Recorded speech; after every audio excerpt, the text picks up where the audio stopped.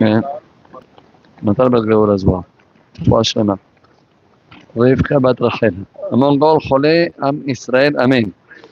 So, we discussed a little bit during Shabbat, especially in the early minyan, the uniqueness, about two fellows that were very involved in the building of the Mishkan, Bezalel and Aholiav. Bezalel ben Uri ben Hur leMat Yehuda, Aholiav ben Achisamach leMat Dan. And it's very interesting that when it comes to Aholiav, you mention only the name of his father. Aholiav ben Achisamach. C'est tout. When you go to Bezalel, you go 3 generations. Bezalel ben Uri ben Hur. 3.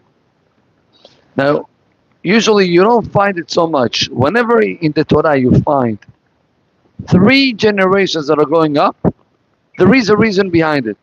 For example, by Pinchas, right? Pinchas, right? Ben Elazar, Ben Aaron HaKohen. Rashi says, why you have to go all the way until Aaron HaKohen?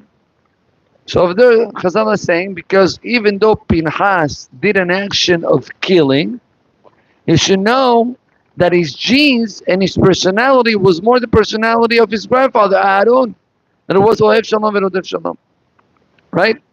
So, basically, every time that you'll find in the Torah a name of the father and the grandfather, there is a message behind the scenes. There is a reason why we're mentioning the name of the grandfather of this fellow. So again, the question is, why by Bezalel we're mentioning the name of the grandfather as well? And the answer is very simple. We discussed during Shabbat about this. You know, many times we have moments to choose in between doing something or not doing it, doing something big and great or not doing it. And doing the good thing might take from us a lot of effort. What's the problem? That we do it and we are very happy with ourselves, but then we look around and the expectations of the success that I was expecting, I don't see it. I don't get it. I'll give you an example. Imagine now, your wife calls you up and says, listen, I really need your help right now. I need you to drive to I don't know where, grab some food from here, give it to that person, and then from that person go to another guy. But it's a whole project. Now you're busy. You're in the middle of the business. So, Borei Olam, you know what? I'm doing this. In that merit, give me hatzlacha in the business that I want to close up. And you actually go, you travel, you go back and forth. You did it. No? What's the result? Nothing. The business that you wanted to do, nothing happened. And all of this effort that you put, you don't see any results. You don't see any results. The Torah wants to teach us a very important lesson. The lesson is God is not a Coca-Cola machine. Remember that. God is not a Coca-Cola machine. Coca-Cola machine, you put inside the coin, you get the can. Yeah, that doesn't work with God.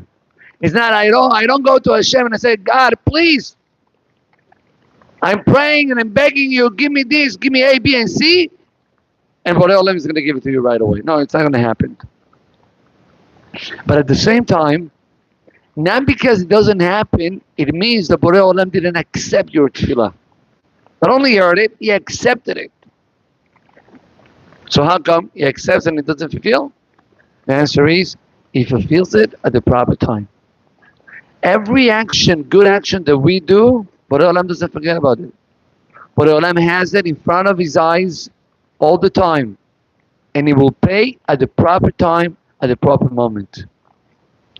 That's why when we speak about Bezalel, we say Bezalel ben Uri ben Hur. Hur gave his life, my dear friends. When Am Israel did the golden calf, before they did the golden calf, they went to who? To Aaron, we know. Before Aaron, they went to Hur.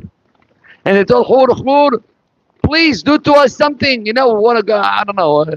Something that will be connected to God as well. Hur says, are you guys nuts? Are you guys crazy?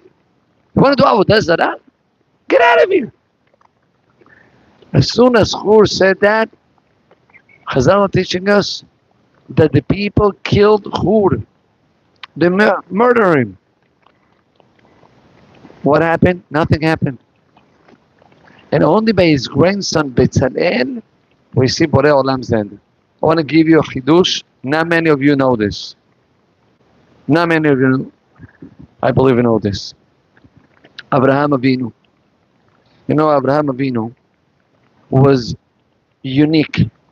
Why it's called Abraham HaIvri, we all know, because he was from one side against the whole world. He was alone. And what happened at the end of his life? Thousands of people follow Abraham Avinu. At the Nefesh Asher Rasul Beharan, thousands of people follow Abraham and Sara. Look what the Midrash writes. Why Abraham Avinu had that merit of having so many people following Abraham Avinu? Why?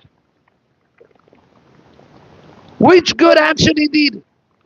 So of course he believed in God, and of course he went, they throw him to Kivshan Ha'esh. You want to know what Chazal is saying? It was not because Abraham was thrown to the fire. No, not because of that. Because his grandfather, or his great-grandfather, his name was Shem.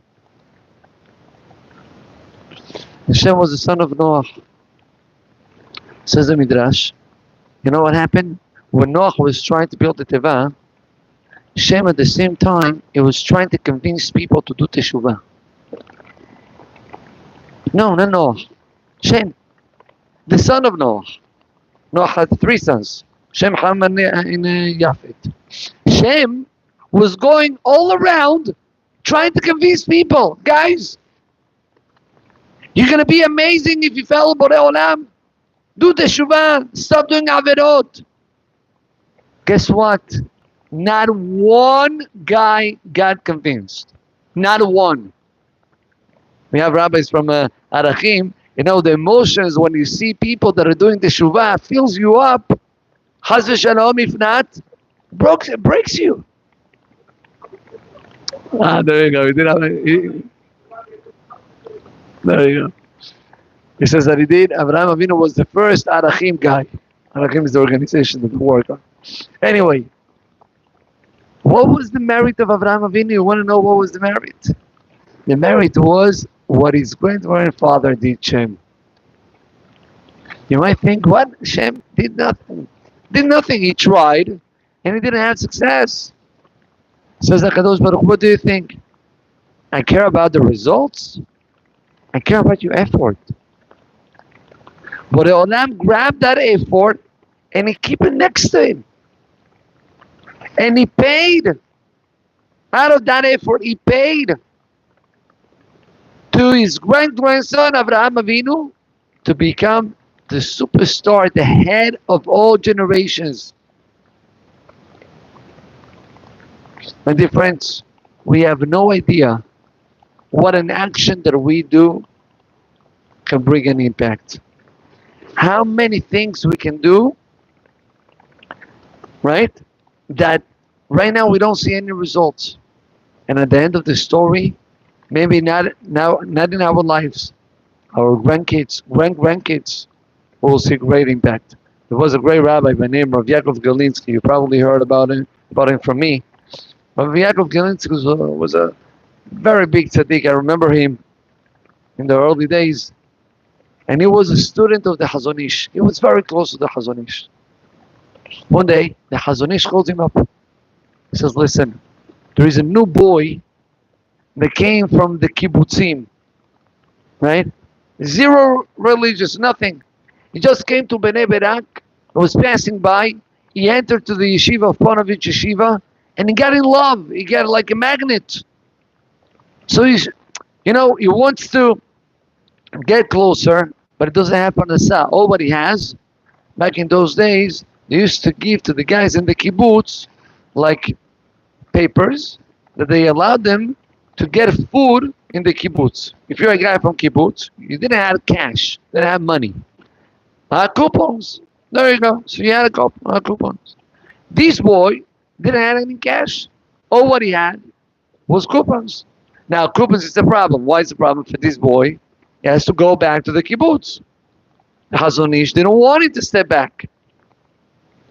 He calls up Rabbi Yaakov Galinsky and he tells him, I'm going to ask from you, do something. Do something. So the rabbi says to the Chazon Ish, Rabbi, can I ask you a question? He says, yes. I'm going to do it. B'ezrat Hashem, I'll do it. But I just want to understand something. This guy, his parents are Mechalele Shabbat, but not Mechalele Shabbat because they never heard what Shabbat. They know what Shabbat, and they care less. Then they know what's Pesach, and they eat Hametz on Pesach. They know what's Yom Kippur, and they do barbecue on Yom Kippur. Why in the world these guys will have a merit to have a son becoming now Talmid Chacham? Why? So the Chazon Ish said, I know this family, and I'm going to tell you the answer. The grandfather of the boy used to live in Europe, and then when he got to Israel, he threw out everything. He threw out everything. Why? That was unfortunately the mentality back in the days. A lot of Jews, unfortunately, they left the Avodat Hashem. So the grandfather of this boy, that's what he did. But one day he heard that his brother passed away. And he said, the brother passed away. I had to sit down Shiva and to say Kaddish. That action of sitting down Shiva and saying Kaddish, Borei Olam doesn't forget. You did an action that is against your nature. Why? Because for this guy, Torah and Mitzvot was not anymore relevant, Barminan. But you did an action against your nature to do the right thing. HaKadosh Baruch Hu doesn't forget. He took that tefillot and he brought it down for his grandson. I once heard, I'm not sure actually it's Mishamai what I'm about to tell you. I'm not sure if I heard this from a rabbi in Arachim. I'm not sure. Many, many years ago, I was in Israel. And I heard, I believe the rabbi over here will tell me exactly the story. There was a seminary of Arachim. And there is a boy that comes, I think it was a seminary of Arachim or something. He comes to the place and he starts learning with the rabbi. He tells him, I want to learn with you some Gemara. I never learned in my life Gemara. A guy now religious from Tel Aviv, I don't know where, long hair, piercings. So they start learning Gemara, and the boy starts asking questions, but brilliant questions. Something not normal. Now, Rabotai, people that never learn Gemara, usually the questions, with all the respect, are questions of Amaritz. To ask questions that every question will be a question of a Rishonim, Acharonim, it's not normal. Not normal. This boy didn't stop. Every question was a question of a Acharon or a Rishon. So the guy that was teaching him got surprised. Says, can you please tell me who are you? I said, no, my name is so-and-so, I forgot the name. He says, that last name, it's an Israeli last name. What's your original last name? He says, I do know that my grandfather, whatever, he switched his name. We used to be called Eager. He says, eager? Let me check. He started to check and he realized that it was a direct descendants from Rabbi Akiva Eger.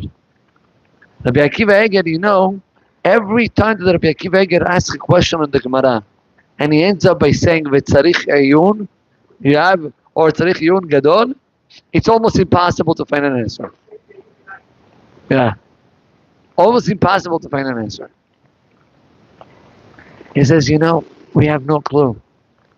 Sometimes Borei Olam grabs all these zechuyot and great mitzvot that grandparents did in the past, and he pays them generations after. That's the secret behind the scenes of this week's parasha. Betzalel ben Uri ben Hur. All the greatness of Betzalel came because of his grandfather. You do a good action, you should know that you're investing. You do something and you don't see any results. You prayed with tears. At the end of the day, nothing happened. You should know you're just invested. Those tefillot, those tears, those mitzvot that you did with Mesirut Nefesh are not in the garbage.